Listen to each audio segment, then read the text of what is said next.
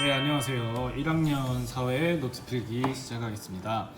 오늘은 지난번에 이어서 6단원 자원을 둘러싼 갈등 대단원을 배울 거고요.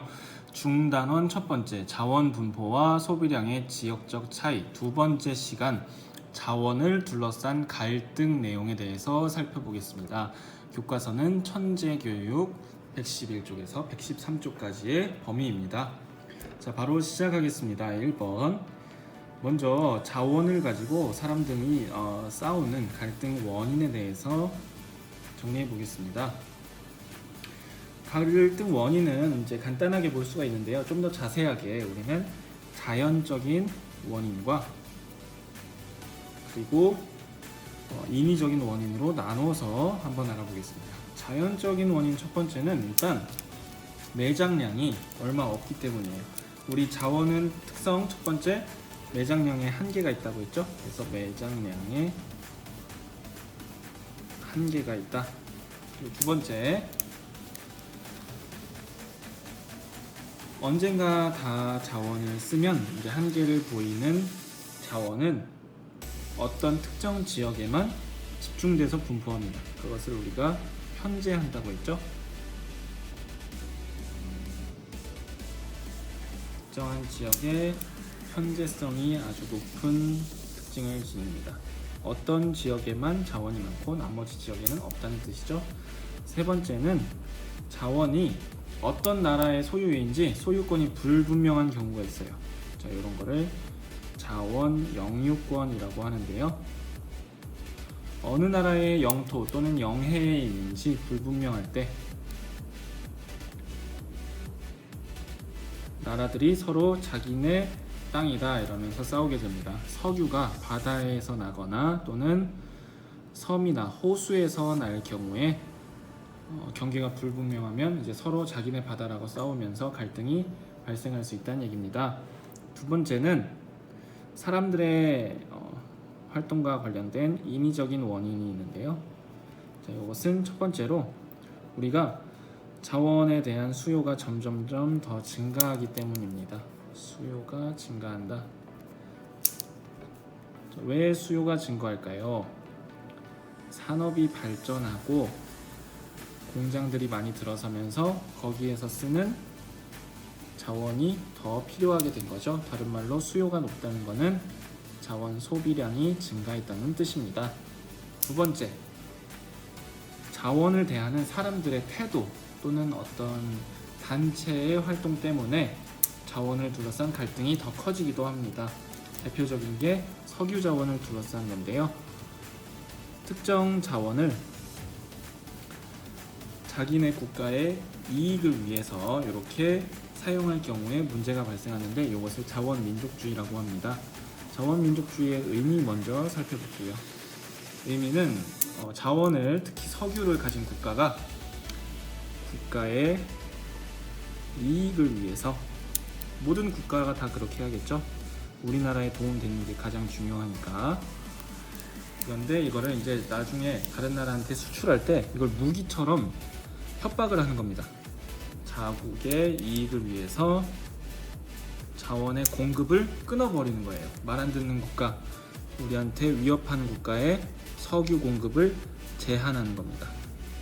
다른 말로 채굴량을 줄이면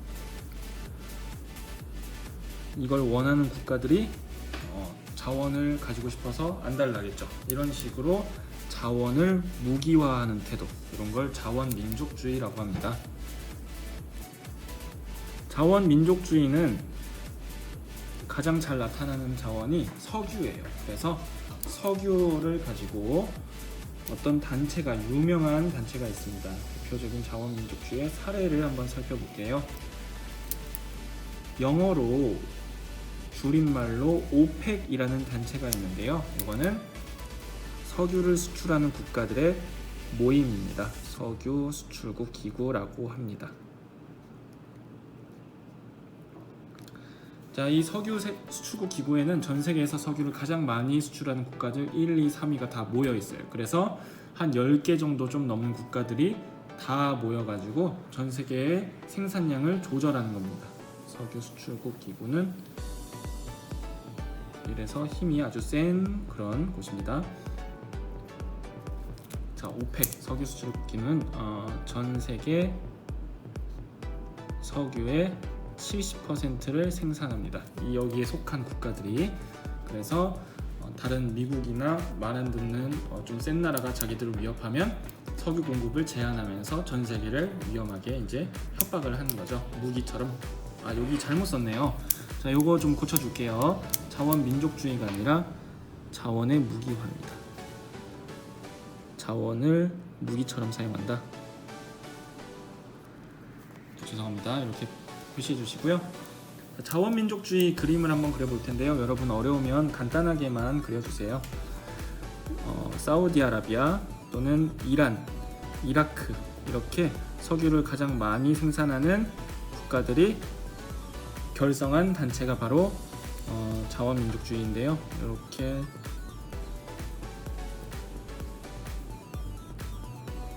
사우디, 이란,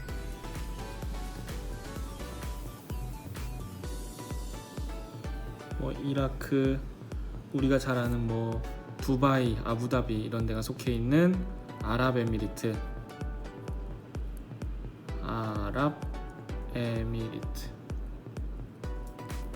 이런 여러 국가들이 있어요. 자, 이런 국가들이 단체로 이렇게 단체에 가입해 있는 겁니다. 그래서 이 국가들이 전 세계 석유의 70%를 생산하는 거예요. 자, 그래서 이런 그림처럼 이렇게 좁은 깔때기에서 수도꼭지를 열어주면은 이제 국가들이 석유를 쓸 수 있는 거죠. 석유. 자, 이 석유를 쓰는 국가들은 이제 우리나라 대한민국이나 일본처럼 석유가 별로 나지 않는 국가들이 요거를 쓰기 위해서 석유 좀 더 주세요 할 수가 있겠죠.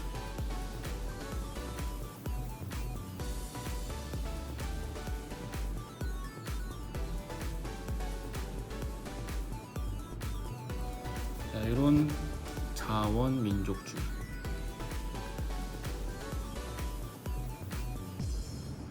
오펙이라는 단체입니다. 자, 그림으로 이해가 되시죠? 자, 다음 넘어가겠습니다. 그러면 구체적으로 자원 갈등의 모습이 어떻게 나타나는지 정리해 보겠습니다. 두 번째, 자원 갈등의 모습. 크게 석유와 물 자원을 가지고 한번 사례를 들어보겠습니다. 먼저 석유 자원은 왜 갈등을 할까요? 갈등 원인.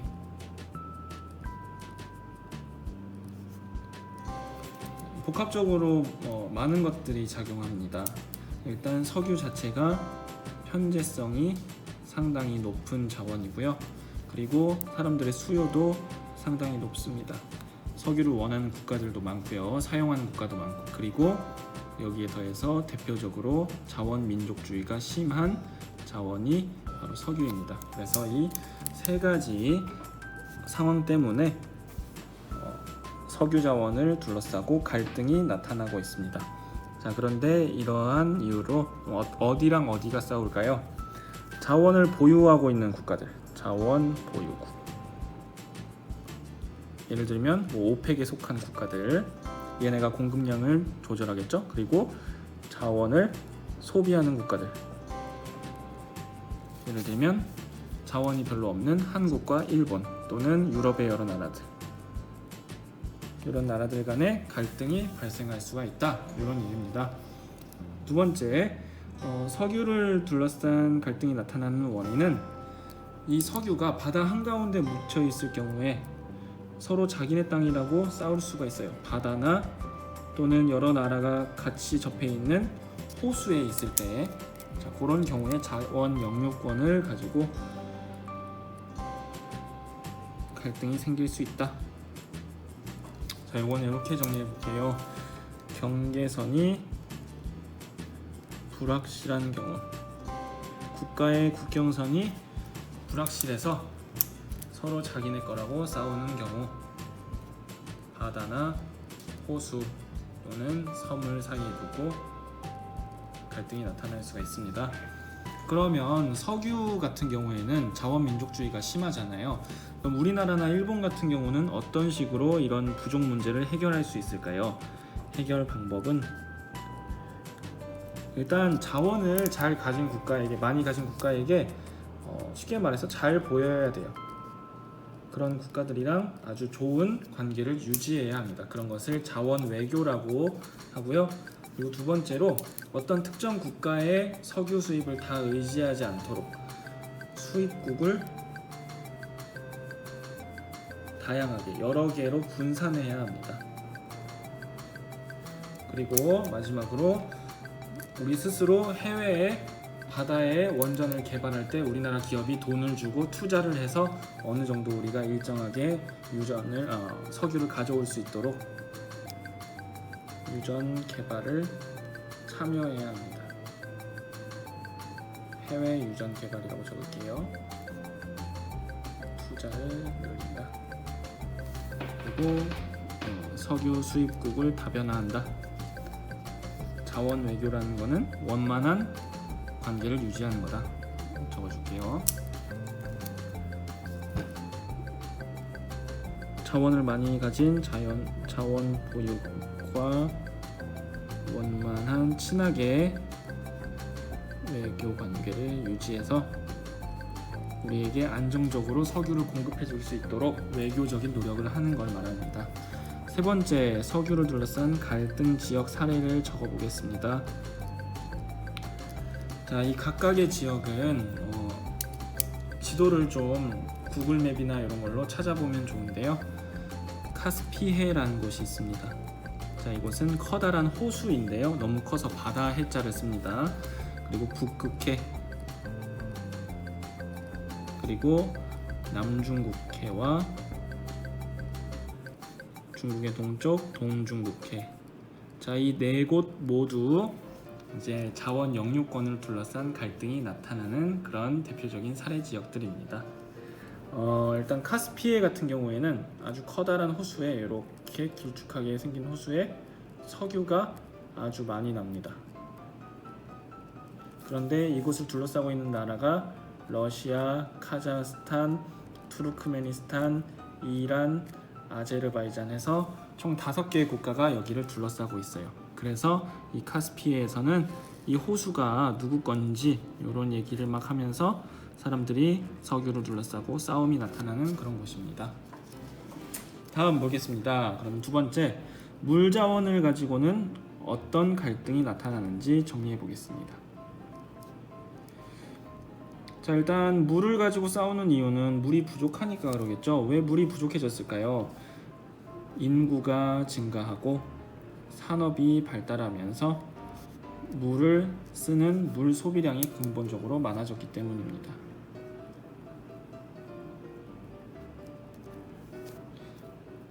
더불어서 이것도 두 가지로 나눠서 살펴보겠습니다. 물을 상류 국가와 하류 국가에서 같이 쓰죠. 강이 흐르니까. 무슨 말이냐면 강은 상류에서 하류로 흐르는데